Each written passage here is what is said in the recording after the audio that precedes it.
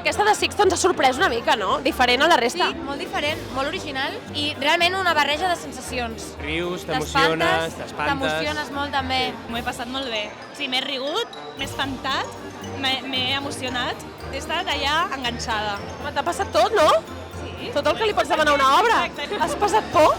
Home, sí, hi havia moments que dic, hòstia, que aquí Algún susto, ve ¿no? algo gordo. Hombre, yo en el mundo de presencias me cago eso. O sea, presencias no. Yo no quiero presencias en mi vida. ¿No quieres? No, yo quiero personas, no presencias. I la veritat és que no volia que s'acabés i això mai m'havia passat amb cap obra. És un projecte, un espectacle diferent. I t'haig de dir que m'he espantat, cosa que no pensava que en el teatre em pogués espantar. Hi ha una sèrie de temes de profunditat que apareixen i que em semblen molt interessants com estan tractats. Que vinguin a veure-la perquè val la pena.